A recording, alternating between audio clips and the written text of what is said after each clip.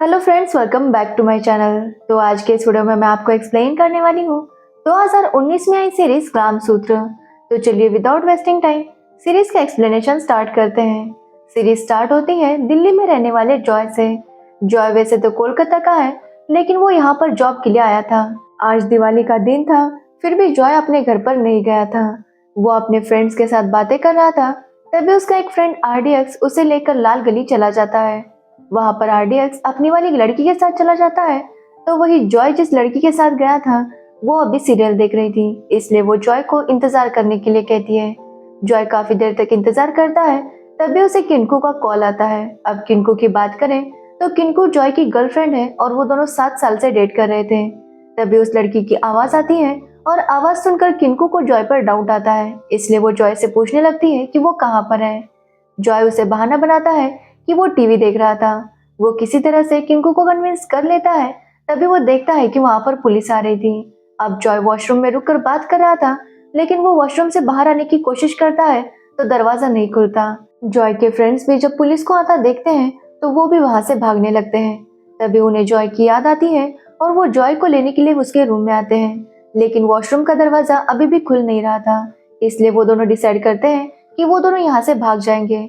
Joy को police पकड़ लेगी और वो अगले दिन जाकर जॉय को छुड़वा लेंगे, जिसके बाद वैसा ही होता है और जॉय को पुलिस पकड़ लेती है।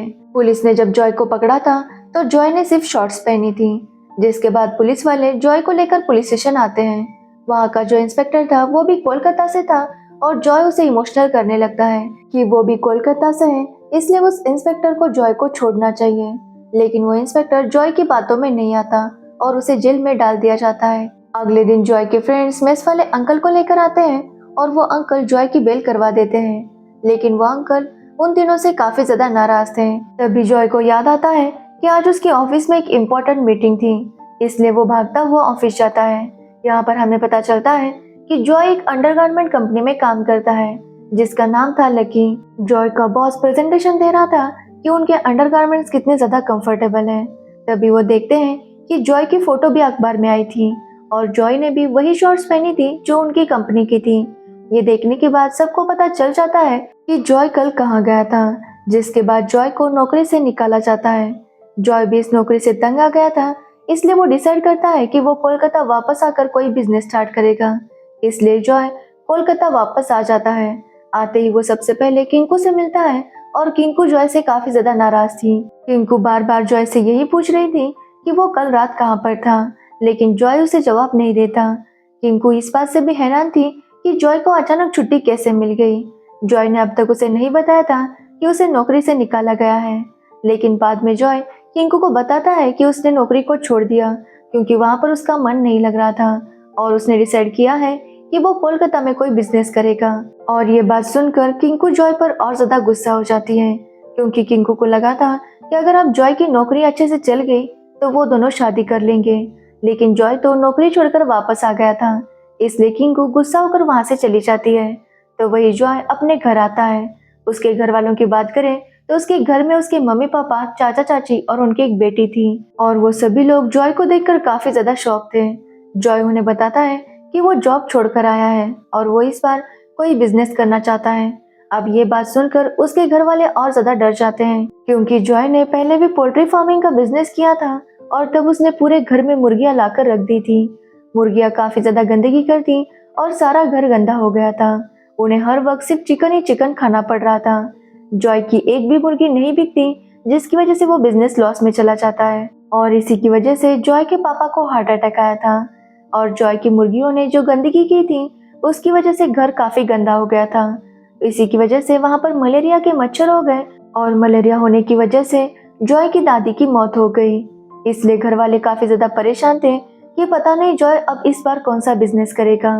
तो वही जॉय भी अभी तक खुद नहीं जानता था कि वो कौन सा बिजनेस करेगा। वो ऐसे ही गली में घूमने लगता है ताकि उसे कोई बिजनेस का आइडिया आए। वो काफी सारी किताबें भी पढ़ने लगता है, लेकिन उसे कोई भी अच्छा बिजनेस नहीं मिल रहा था। साथ ही जॉय किंकू को भी मनाने की कोशिश कर रहा था, लेकिन किंकू उसकी बात नहीं सुन रही थी। एक दिन जब जॉय रात को घूम रहा था तभी उसे 2 लड़के मिलते हैं। एक लड़के के पास सेक्स टॉय थे और ये देखकर जॉय को एक आइडिया आती है और वो डिसाइड करता है कि वो कोलकाता में ही सेक्स टॉय की शॉप खोलेगा। तो वही किंकू भी मान गई थी और वो जॉय को अपने पापा से मिलने के लिए बुलाती है। वैसे तो जॉय और किंकू दोनों के घर वाले जानते थे कि वो दोनों एक दूसरे से शादी करने वाले हैं, लेकिन किंकू चाहती है कि जॉय उसके पापा से आकर बात करे और जॉय भी वहां आने के लिए तैयार हो जाता है। वो अगले दिन किंकू के पापा से मिलता है और किंकू के पापा उससे पूछने लगते हैं कि वो कौन सा बिजनेस करने वाला है और जॉय उन्हें अपना आइडिया बता देता है। और ये सुनने के बाद किंकू के पापा बहुत ज़्यादा शॉक थे। वो सदमे में चले गए थे कि जॉय पता नहीं कैसा बिजनेस करने वाला है। तो वही किंकू को जब पता चलता है कि जॉय इस सब का बिजनेस करने वाला है तो वो जॉय पर बहुत ज़्यादा नाराज़ होती है। वो उससे लड़ने लगती है, लेकिन जॉय उसे समझाने की कोशिश करता है। वो किंकू को समझाता है कि ये टॉयज आज के ज़माने की ज़रूरत है। कितने ऐसे लोग हैं जो अनसेटिस्फाइड हैं और उन्हें इन टॉयज की ज़रूरत है, इसलिए वो चाहता है कि वो इसकी शॉप खोले। लेकिन किंकू अभी भी जॉय की बातों से कन्विंस नहीं थी। लेकिन जॉय अब फैसला कर चुका था और वो अपने काम में लग जाता है। वो सारी इंक्वायरी करने लगता है कि उसे कहाँ से कितना माल ऑर्डर करना होगा। जिसके बाद जॉय को सबसे पहले एक शॉप ढूंढनी थी, इसलिए वो एक ब्रोकर से कांटेक्ट करता है जिसका नाम था डीडी। डीडी को वो शॉप दिखाने के लिए कहता है और डीडी उसे बहुत सारे शॉप्स दिखाने लगता है। लेकिन जॉय को एक मॉल में शॉप की ज़रूरत थी, इसलिए डीडी उसे एक शॉप दिखाता है और वो जॉय को बहुत पसंद आती है। लेकिन वो शॉप वहाँ के लोकल पॉलिटिशियन गोवर्धन की थी। जॉय उन्हें जाकर बताता है कि उसे एक टॉयज की दुकान स्टार्ट करनी है और गोवर्धन जॉय को उसकी शॉप दे देता है। क्योंकि जॉय के पापा गोवर्धन के टीचर थे, इसलिए गोवर्धन जॉय पर भरोसा करता है। साथ ही जॉय ने गोवर्धन को काफी बड़े बड़े सपने दिखाए थे कि अगर उसने शॉप खोलने में मदद की तो वो गोवर्धन को काफी सारे वोट्स दिलाएगा और इस वजह से गोवर्धन जॉय पर बहुत ज्यादा खुश था। लेकिन उसे पता नहीं था कि जॉय किन खिलौनों की बात कर रहा है। लेकिन गोवर्धन शॉप देने के लिए मान गया था, इसलिए जॉय भी बहुत खुश था। तो वही जॉय के घर वाले काफी ज्यादा टेंशन में थे क्योंकि उन्हें डाउट आ गया था कि जॉय क्या करने वाला है, लेकिन उन्हें एग्जैक्टली नहीं पता था कि जॉय करना क्या चाहता है। कई बार उन्हें लग रहा था कि जॉय सन्यासी बनना चाहता है, तो कभी उन्हें लगता था कि जॉय कोई टेररिस्ट ग्रुप ज्वाइन करने वाला है। वो कुछ भी समझ नहीं पा रहे थे कि जॉय के दिमाग में चल क्या रहा है। तो वही रात को जॉय और डीडी मिलकर शराब पी रहे थे। तब डीडी जॉय को बताता है कि अगर कोलकाता में ऐसी दुकान होती तो शायद डीडी की वाइफ उसे छोड़कर चली ना जाती। डीडी बताता है कि उसे लाल गली जाने की बहुत ज्यादा आदत थी। एक दिन उसकी वाइफ को यह पता चल गया और वो उसे छोड़कर चली गई। तब से डीडी को पछतावा है और वो चाहता है कि उसकी वाइफ वापस आ जाए, क्योंकि आज भी वो अपनी वाइफ से बहुत प्यार करता है।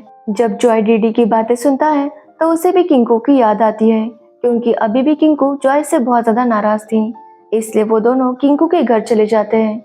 वहां पर सीढ़ी लगाकर जॉय किंकू की बालकनी में चला जाता है और वो किंकू से कहता है कि वो इस बार उसका साथ दे। वो किंकू को काफी इमोशनल कर देता है और किंकू भी उसका साथ देने के लिए मान जाती है। अब जॉय कुछ टॉयज मंगाता है, लेकिन जब वो पार्सल आता है उसके घर वाले देख लेते हैं। लेकिन जॉय उनसे झूठ बोलता है कि ये उसके बहन का गिफ्ट है और वो उसे बर्थडे के दिन देगा। जिसके बाद जॉय उस पार्सल को छुपा देता है और अपने आगे के काम में लग जाता है। परसों ही उसकी बहन का बर्थडे था और उसके बर्थडे पर गोवर्धन भाई और उसकी वाइफ भी आई थी। गोवर्धन की वाइफ की बातों से पता चलता है कि वो अपने हस्बैंड से सेटिस्फाइड नहीं है।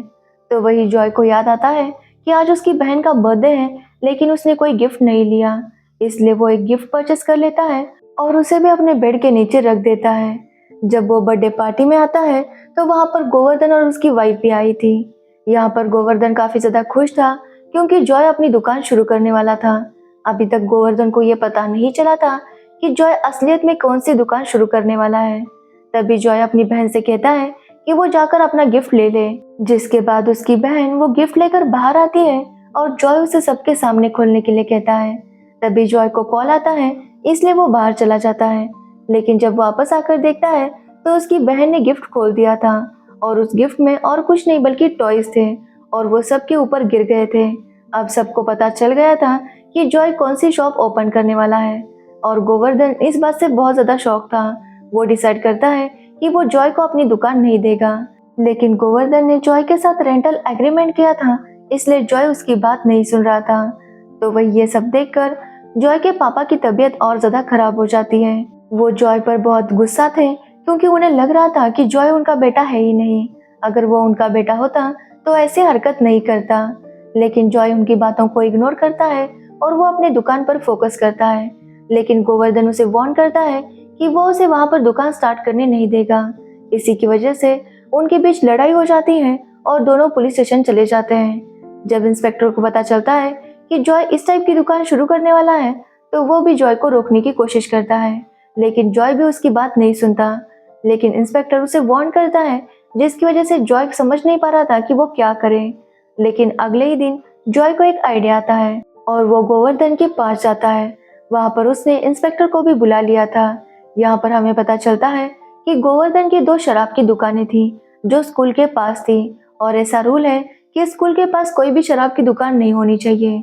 जॉय कहता है कि अगर उसकी दुकान नहीं खुली तो वो शराब की दुकान भी बंद करवाएगा। और ये बात सुनने के बाद इंस्पेक्टर और गोवर्धन दोनों ही जॉय की बात मानने के लिए मान जाते हैं, क्योंकि इंस्पेक्टर ने उन दुकानों के लिए रिश्वत खाई थी और अगर दुकान बंद हो गई तो गोवर्धन का बहुत ज्यादा नुकसान होगा।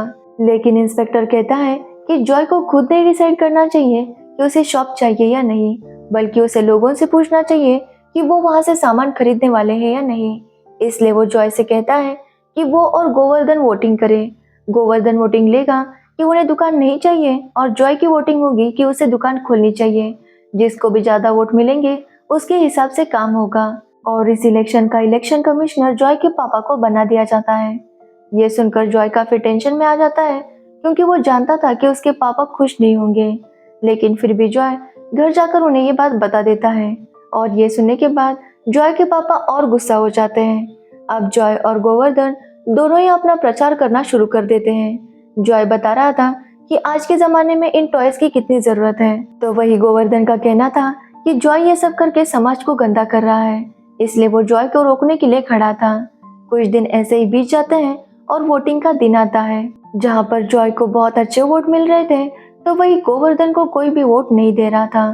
किंकू देखती है कि बहुत से औरतें बुर्के में आकर जॉय को वोट देकर जा रही हैं, लेकिन वो कौन थी ये कोई भी नहीं जानता था। लेकिन जब गोवर्धन को पता चलता है कि जॉय को ज्यादा वोटिंग हो रही है, तो वो अपने बंदे से कहकर वहां पर बॉम्ब ब्लास्ट करवाता है। लेकिन उस बॉम्ब ब्लास्ट वाले का पेमेंट उन्होंने ठीक से नहीं किया था, इसलिए उन्होंने उसे डिफेक्टिव बॉम्ब दिया था, जिसकी वजह से वहां पर कुछ ज्यादा नुकसान नहीं होता। तो वही जॉय अपने पापा को ढूंढ रहा था, क्योंकि वो इलेक्शन कमिश्नर थे। इसलिए वो अपने घर पर जाता है, तो उसके पापा घर छोड़कर जा चुके थे। उन्होंने एक चिट्ठी लिखी थी जिसमें उन्होंने कहा था कि वो ये सब बर्दाश्त नहीं कर सकते। वो काफी शर्मिंदा फील कर रहे थे, क्योंकि जॉय ये सब काम कर रहा था। जॉय को भी ये सब पढ़कर काफी बुरा लगता है और वो वापस अपनी वोटिंग के एरिया में जा रहा था। तभी उसकी माँ उसे कसम देती है कि अगर जॉय बाहर गया तो वो उसके साथ रिश्ता तोड़ देगी। और ये बात सुनने के बाद जॉय अपने घर पर ही रुक जाता है। अब वो डिसाइड करता है कि वो शॉप नहीं खोलेगा, क्योंकि उसकी माँ ने उसे कसम दी थी। ये बात जब किंकू को पता चलती है, तो वो भी जॉय को समझाने की कोशिश करती है कि अगर उसने इतना सब कुछ किया है तो आधे में ना रुके। लेकिन जॉय अपनी माँ की कसम से बंधा हुआ था, इसलिए वो फैसला करता है कि वो टॉय शॉप नहीं खोलेगा। जिसके बाद उसके घर वाले जॉय के पापा को कॉल करते हैं और घर आने की रिक्वेस्ट करते हैं। लेकिन उसके पापा कहते हैं कि जब तक जॉय घर में है वो घर में वापस नहीं आएंगे। इसलिए जॉय डिसाइड करता है कि वो वापस दिल्ली चला जाएगा। इसलिए जॉय किंकू से मिलने चाहता है और उसे कहता है कि वो दिल्ली वापस जाने वाला है, और वो चाहता है कि किंकू भी किसी अच्छे लड़के से शादी कर ले, क्योंकि उसे लगता है कि वो उसके काबिल ही नहीं है। किंकू उसे समझाने की कोशिश करती है, लेकिन जॉय वहां से चला जाता है। वो दिल्ली जाने की सारी पैकिंग करता है। तभी उसे डीडी बताता है कि कल उसके इलेक्शन का रिजल्ट है, लेकिन जॉय को अब उस रिजल्ट में बिल्कुल भी इंटरेस्ट नहीं था। अगले दिन जैसे ही जॉय दिल्ली जाने के लिए निकलने वाला था, तभी वहां पर गोवर्धन की वाइफ आती है, वो भी बहुत सारी औरतों के साथ। जॉय के घर वालों को लगता है शायद गोवर्धन की वाइफ जॉय को पीटने के लिए आई होगी, क्योंकि जॉय ऐसा काम कर रहा था। लेकिन गोवर्धन की वाइफ बताती है कि जॉय वोटिंग में जीत चुका है, क्योंकि गोवर्धन को 7,000 वोट मिले थे और जॉय को 10,000। इसलिए वो चाहती है कि जॉय अपनी दुकान वापस शुरू करे। लेकिन जॉय कहता है कि उसकी माँ ने उसे कसम दी है, और अगर उसने दुकान खोली तो उसके पापा भी घर पर वापस नहीं आएंगे। और ये बात सुनकर सब लोग काफी ज्यादा टेंशन में थे, क्योंकि बहुत से लोग चाहते थे कि जॉय अपनी दुकान स्टार्ट करे, क्योंकि वहां पर बहुत से लोग ऐसे थे जो अनसेटिस्फाइड थे और खुद को सेटिस्फाई करने के लिए उन्हें उन टॉयज की जरूरत थी। तभी वहां पर डीडी ने अपने लिए बिरयानी मंगाई थी और पार्सल वाला पार्सल लेकर आता है। जब वो पार्सल लेकर आता है तो गोवर्धन की वाइफ को एक आइडिया आता है। वो जॉय से कहती है कि उसकी माँ ने उसे कसम दी है कि वो दुकान ना खोले, लेकिन अगर जॉय होम डिलीवरी शुरू कर दे तो उनका प्रॉब्लम सॉल्व हो जाएगा। और ये आइडिया सबको बहुत अच्छी लगती है, क्योंकि इससे दुकान भी नहीं खुलेगी और ना ही जॉय की माँ की कसम टूटेगी, और इस बात से उसके पापा को भी कोई प्रॉब्लम नहीं होगा। जिसके बाद जॉय अपना बिजनेस होम डिलीवरी के साथ शुरू कर देता है, और इस तरह से जॉय के टॉयज का बिजनेस शुरू हो गया था। और यही पर इस सीरीज का सीजन 1 एंड हो जाता है। इसका सीजन 2 भी आ चुका है, जिसमें जॉय जापानीज डॉल्स ऑर्डर करता है। अगर आपको उसका एक्सप्लेनेशन चाहिए तो आप मुझे कमेंट सेक्शन में बोल सकते हैं। तो अगर आपको इस सीरीज की स्टोरी और मेरा एक्सप्लेनेशन अच्छा लगा हो तो वीडियो को लाइक, कमेंट, शेयर जरूर करें, और मेरे चैनल को सब्सक्राइब करना बिल्कुल मत भूलना। Thanks for watching the video.